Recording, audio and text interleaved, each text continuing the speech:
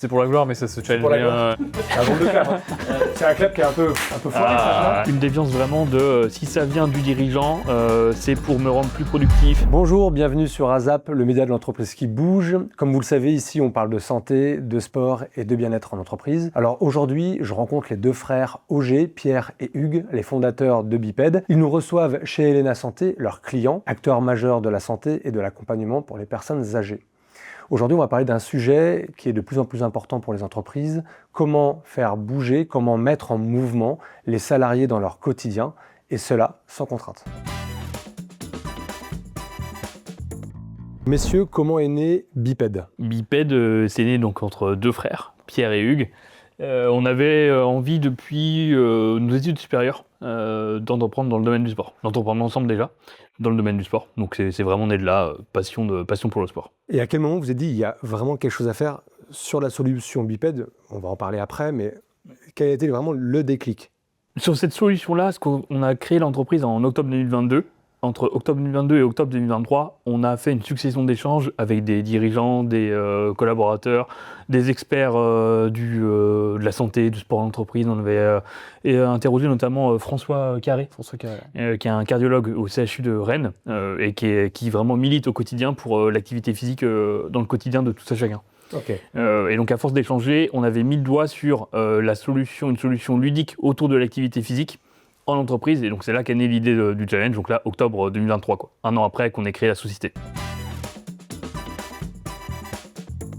Et donc en fait, vous avez observé quoi dans les entreprises quand vous avez commencé à faire vos recherches, vos investigations ? C'était quoi le constat justement ? Premier constat, en fait, on a remarqué que le sujet du sport en entreprise, il y avait une vraie tendance de fond là-dessus, depuis quelques années maintenant. Et on s'est aperçu en fait qu'on avait une stat qui avait moins de 20% des entreprises qui proposaient du sport à leurs salariés. Et nous, on s'était dit, on va déjà voir un peu comment ça fonctionne par rapport à ces 20%. Et on s'est rendu compte que sur les 20%, ces entreprises-là, il y avait un engagement très faible sur ce qui était proposé en interne. Typiquement, en fait, il y avait souvent, c'était du coaching qui était proposé en interne. Seulement, on avait un engagement à hauteur de moins de 10% des salariés qui participaient aux cours de sport ou autres qui étaient proposés. Okay. Et donc, de ce constat-là, on s'est dit, en fait, ok, c'est bien, il y a peu de boîtes qui proposent du sport, et les boîtes qui proposent du sport, en fait, c'est pas trop utilisé en interne. Donc, nous, on s'est dit, qu'est-ce qu'on peut apporter de différent, et surtout faire en sorte d'embarquer un maximum de collaborateurs dans la solution de sport entreprise. Donc, c'était un peu ça le constat de base. Ok. Cette sédentarité, Hugues, est-ce que c'est quelque chose, selon toi, qui inquiète aujourd'hui les entreprises dans les échanges que vous avez eus avec eux ? Est-ce que les dirigeants ont conscience qu'il faut justement lutter contre cette sédentarité d'une manière ou d'une autre ? Oui, il y a vraiment une prise de conscience qui est active depuis une grosse dizaine d'années. Et donc il y a une prise de conscience aussi côté collaborateur. Le point clé quand on veut mettre en place une activité physique ou une démarche sport-entreprise dans l'entreprise, d'abord on parle plus d'activité physique que de sport. Le sport fait appel à la performance et dans ce cas-là on va bien au-delà de la lutte contre la sédentarité, on est directement dans une notion de performance. L'activité physique, la remise en mouvement, le mouvement de manière générale, là on est bien sur la lutte contre la sédentarité. Et il n'est pas rare que ce soit des collaborateurs du coup qui soient plutôt preneurs et qui s'engagent dans cette démarche-là en parlant aux dirigeants de l'entreprise, quoi. Et alors, pourquoi le sport est aussi mal perçu en entreprise, surtout par les salariés, justement, pourquoi c'est mal perçu aujourd'hui ? En fait, déjà juste le terme sport, ça peut faire peur en entreprise. Parce que directement, on se dit, alors, il va falloir que je me mette en tenue de sport devant tout le monde. Il y a la notion de performance qui va rentrer en compte aussi. Peur de la performance, aux yeux des autres. Tout à fait. Donc là, c'est se dire, même moi, j'ai pas envie d'aller me mettre mal sur une séance ou autre. Donc, tout cet imaginaire un peu collectif autour du sport, ça fait que la plupart des gens sont réfractaires dès qu'on leur parle de sport. Et le but, c'est un peu de casser cette dynamique-là. Et c'est pour ça que nous, on parle plutôt vraiment d'activité physique dans l'entreprise et pas de sport. Même si effectivement, on va dire, on peut faire différents types d'activités sportives ou autres.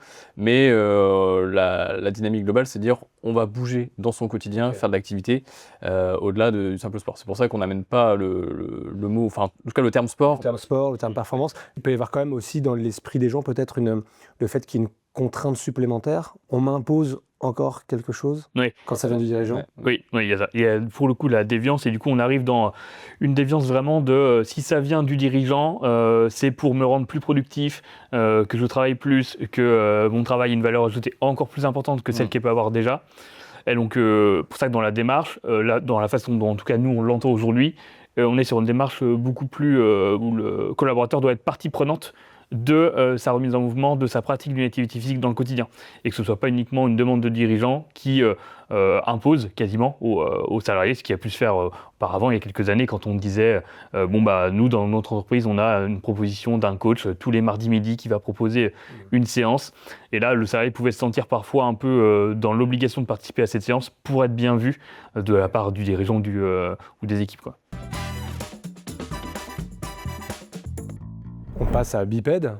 Expliquez-moi ce qu'est un challenge bipède concrètement dans une entreprise. La solution. Le challenge bipède, c'est très simple. Donc, l'objectif, c'est de répartir les collaborateurs en équipes, donc des équipes de 5 personnes, et sur une période donnée, donc le format c'est sur 2 semaines, plus les participants, donc c'est les volontaires dans l'entreprise, vont faire d'activités physiques, donc quelles qu'elles soient, marche, vélo, course à pied, natation, tennis, pétanque, escalade, vraiment tout est possible. Donc tout se passe sur une application, donc chaque participant va être invité à télécharger l'application bipède. On va gagner des points, on va grimper dans le classement avec son équipe. Donc là, on va se tirer la bourre en interne. C'est toujours bon enfant. Le but, c'est vraiment que ce soit le sujet numéro 1 autour de la machine à café pendant les 2 semaines. Okay. Et la particularité, c'est qu'à la fin du challenge, les points gagnés vont être transformés en dons pour une cause. Et là, c'est l'entreprise qui va choisir la cause qu'elle va soutenir. Une association, un fonds de dotation ou autre. Là, c'est vraiment libre. Tout le monde peut participer dans l'entreprise ? Tout le monde peut participer. On part de l'existant, de ce que chacun est capable de faire dans son quotidien. Même quelqu'un qui n'a jamais fait de sport, complètement d'activité physique ou autre. Ouais, des gens qui ont été complètement éloignés de la pratique pour diverses raisons. Ça peut être soit de manière purement volontaire, pour d'autres, des personnes qui se retrouvent en situation de handicap, ou des personnes qui ont une perte de mobilité suite à un accident, par exemple, ou qui ont une pathologie type obésité. Ils sont évidemment invités à participer et leurs activités, telles qu'elles soient, si c'est de l'activité physique adaptée, c'est pris en compte dans le cadre du challenge. L'idée, c'est vraiment de surtout pas fermer de porte, pour permettre vraiment de contribuer à l'ensemble de l'entreprise, autour aussi de la cohésion interne, et que ça crée des liens, que l'activité physique soit un canal pour favoriser les échanges entre tout le monde. Pourquoi l'aspect jeu est si important ? On est tous des grands enfants. Et dans le quotidien, on ne peut pas être bloqué en permanence dans un cadre. Le travail aujourd'hui est de plus en plus associé à une notion de plaisir. On doit prendre plaisir à venir au travail, à échanger avec des collègues. On n'est plus dans un format très structuré ou trop fermé, trop contraignant. Donc l'idée de plaisir, de challenge, de ludique fait qu'on s'engage rapidement. Donc c'est pour ça qu'on a voulu... La notion de gamification, de points, d'accord. Mais la notion aussi peut-être de compétition. Il y a des compétiteurs dans les entreprises, j'imagine. Ouais, il y a toujours des compétiteurs. Alors, on fait attention à ça aussi parce que ça peut freiner certaines personnes. Donc, c'est toujours dire, il va y avoir un esprit de compétition, mais il faut que ça reste bon enfant en permanence. Faut pas tomber dans vraiment compète. Mon collègue, ça devient mon concurrent. Sinon, on perd un peu l'esprit du challenge. Donc, c'est toujours bon enfant. On met en place des défis ludiques ou autres. Typiquement, exemple de défis pour sensibiliser sur une cause, Octobre Rose. On va partir d'une statistique que 93% des cancers du sein peuvent être évités s'ils sont dépistés à temps.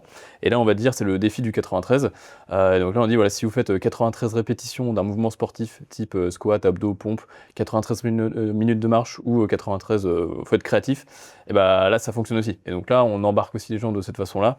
Okay. Et ça reste, il y a aussi le côté créatif qui est vraiment intéressant au-delà de l'aspect compétition. Ouais. Parlez-moi de la cause solidaire. C'est très important. Expliquez-moi un peu pourquoi avoir fait rentrer cette cause, les causes solidaires justement dans les challenges bipèdes. Au tout départ, quand on a créé l'idée de challenge associé à une cause, c'était des sportifs de haut niveau en situation de handicap, qui était donc définie comme une cause à part entière à soutenir en amont des Jeux paralympiques. Et donc là, on est ici chez Elena aujourd'hui. On a soutenu Thibaut Lefrançois, athlète paralympique en volley assis. Et donc là, pour nous, ça avait pleinement du sens, puisque passionné de sport depuis tout petit, envie de travailler sur la lutte contre la sédentarité, la cohésion interne, faire bouger les équipes pour une belle cause. Et donc là, le sportif de haut niveau est arrivé. À l'issue des JO, on a voulu également soutenir d'autres causes, des associations, des fonds de dotation de toute taille, tout secteur. Et donc là, on va s'attacher à accompagner les entreprises à soutenir différentes causes, soit en lien avec la santé, en lien avec l'enfance, en lien avec l'environnement. Et là, on va se caler sur la stratégie RSE de l'entreprise, les attentes des collaborateurs, le vécu des équipes en interne. Pierre citait à l'instant Octobre Rose. On a toutes et tous été touchés de près ou de loin, nous-mêmes, un proche, un ami, un collègue, par le cancer ou une autre pathologie. Et donc là, l'idée, c'est aussi de pouvoir mettre en avant ces causes et avoir un impact concret. Ok, donc j'imagine que ça booste la motivation des collaborateurs quand ils participent au challenge. Ouais, complètement. On voit bien que lorsque les participants s'engagent, voilà, on fait de l'activité, on va être devant l'équipe de ses collègues, mais dès qu'on parle de soutien d'une cause, là, tout le monde est raccord là-dessus, et ça va d'autant plus permettre l'engagement des participants, et ils vont d'autant plus se bouger, sachant qu'à la fin, l'entreprise va faire un don pour cette cause. Il y a une partie sensibilisation aussi pendant le challenge. On va donner des informations sur la cause. Il va y avoir un webinaire aussi qui peut être mis en place, animé par la cause directement, l'association ou autre. Et donc ça permet aussi, à la fin, les collaborateurs, ils se disent « Ok, j'ai bougé, mais je sais pourquoi j'ai bougé. » Et voilà, et ça c'est d'autant plus concret et c'est hyper important, quoi. Messieurs, je vais vous proposer quelques défis un peu absurdes pour les entreprises, et vous allez me dire rapidement si ça pourrait fonctionner ou pas. D'accord ? Alors le défi ascenseur, interdire l'ascenseur pendant une semaine dans une entreprise, est-ce que c'est une bonne ou une mauvaise idée ? Très bonne idée. Très très bonne idée, ouais. Et valoriser les escaliers, je pense en complément, ça serait vraiment top. Donc la contrainte peut parfois aider à bouger. Ouais, Oui. Ok.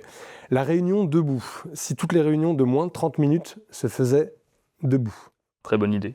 Super. Ouais, ça, c'est des choses d'ailleurs qu'on encourage Qui existent déjà, les collaborateurs, ouais, justement à dire comment je peux être actif dans mon quotidien au travail. Okay. Et typiquement, ça va être soit réunion en marchant, qui peuvent très bien fonctionner. C'était mon exemple d'après. En marchant, effectivement. Okay. Et ça, l'intérêt de ça, c'est aussi que derrière, on a tout le côté créatif qui va être mobilisé. Ouais, c'est chouette. Et ça, c'est vraiment génial, quoi. Le défi 10 000 pas. Alors, je vois que tout le monde maintenant a des montres connectées, etc.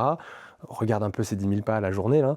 Une entreprise qui décide de faire 10 000 pas par jour pendant un mois, c'est une utopie ou une bonne idée ? C'est une bonne idée, c'est pas une utopie. Bien souvent, les personnes, avant le lancement du challenge, disent « Non, moi je fais pas grand-chose, je suis quelqu'un de plutôt vraiment un profil très sédentaire ». Et la marche, effectivement, c'est l'activité physique numéro 1. On se rend compte assez rapidement que finalement, on marche quand même au quotidien et que c'est pas si compliqué de ça de faire un peu plus de temps vers 7-10 000 pas. Et ces initiatives, pour vous, elles vont changer de manière durable dans le temps ? Oui, ça c'est clair. Et ça, on le remarque en fait, parce que sur nos challenges, nous, quand on propose de l'activité physique avec le challenge de 2 semaines, le but c'est quand même que derrière, on continue et que les habitudes prises pendant 2 semaines perdurent. Et on remarque en interrogeant les collaborateurs après notre challenge que en fait, l'habitude de marche qu'ils avaient prise sur le temps du midi ou venir à vélo au travail, etc. En fait, on leur a mis un pied à l'étrier, entre guillemets, et derrière ça continue. Et là, en fait, on a tout gagné parce que c'est vraiment l'objectif numéro 1. Donc, selon vous, on va vers des entreprises qui sont de plus en plus actives ? Oui, complètement. Oui, et les nouvelles générations sont de plus en plus actives. C'est clair. De plus en plus, on parle de marque employeur, beaucoup pour les entreprises. Alors bonjour Thibaut, tu es l'ambassadeur de Elena Santé. Déjà bravo pour l'initiative avec Biped. Dis-moi pourquoi tu as choisi cette solution ? Alors la belle histoire, c'est que ça démarre en 2024. Initialement, je ne travaillais pas chez Elena Santé. Ok. Je fais la rencontre d'Hugues et Pierre, et notamment du coup la solution Biped, sur l'accompagnement de sportifs de haut niveau, donc la partie cause des challenges Biped. Et donc ils me proposent un peu de m'accompagner et de m'aider, notamment sur la partie haut niveau, puisque je pratique le volley assis à haut niveau. Et donc, c'était un peu au début, moi, j'étais encore dans la construction de mon projet sportif.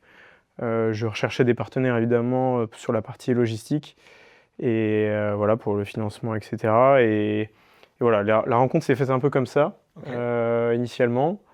Ça a très bien matché. On a découvert qu'on avait plein de points communs, notamment sur l'attrait, en tout cas, à l'activité physique et sportive. Ok. Notamment dans la promotion. On a du coup établi initialement du coup en 2024 un challenge avec Elena Santé. Donc Elena Santé du coup initiait un challenge bipède sur plusieurs établissements. L'idée c'était d'aller en amont sur les établissements, de parler un petit peu de mon projet sportif, de mon projet, pour encore plus sensibiliser du coup les acteurs du terrain et du coup les professionnels du terrain à s'engager sur ce type de challenge. Et puis on a créé une vraie connexion à la fois avec Biped et aussi avec Elena. Et à la suite de ce challenge, c'est là que la proposition s'est faite de pourquoi pas m'employer. Donc Elena m'employer. Donc c'est vraiment une belle histoire, une continuité. Ça a matché. Donc voilà comment ça s'est opéré en fait. Quel retour te font les salariés d'Elena de cette initiative que tu as mis en place? Énormément de retours positifs sur l'aspect cohésion collective. Nous, ça nous permet aussi de réinstaurer des choses sur la qualité de vie au travail. On a notamment des choses très précises sur lesquelles on veut avancer, notamment sur les éveils musculaires, d'étirement et d'échauffement, que ça soit ritualisé en tout cas dans le quotidien de nos professionnels. Et du coup, de pouvoir utiliser ce défi-là sous forme ludique, ça redonne encore plus de positivité aux professionnels et ça leur donne envie. On a des retours comme quoi en fait, ils ont envie de le faire plus au quotidien et c'est ce pourquoi nous on bataille. Donc c'est vrai que on arrive à aligner des objectifs communs et ça permet ce challenge de le mettre concrètement en action et les retours sont très positifs. Ouais. Question finale, messieurs. Quel conseil vous pourriez donner à un dirigeant d'entreprise qui a envie de remettre en mouvement ses salariés, ses collaborateurs? Premier conseil, c'est déjà de les écouter, de parler avec eux et de comprendre un peu leurs besoins par rapport à ça. Donc on écoute d'abord les collaborateurs, on fait remonter du terrain. Ouais, complètement. Ouais. On n'impose pas quelque chose, on demande et on fait remonter. Ouais. Une action très simple d'ailleurs qu'on pourrait mettre en place. Typiquement des pauses actives le midi, plutôt que chacun soit dans son coin, aille chercher sa bouffe du midi au supermarché d'à côté, qu'on fasse l'effort de tous faire une marche, apporter de quoi se restaurer le midi et passer un temps ensemble. Messieurs, merci et longue vie à Biped. Merci à toi. Merci à tous de nous avoir suivis aujourd'hui. Si vous aussi vous avez mis en place de belles initiatives en matière de santé, de QVT, de sport, de bien-être en entreprise, n'hésitez pas à nous écrire à contact@azapmedia.fr et moi je vous dis à bientôt.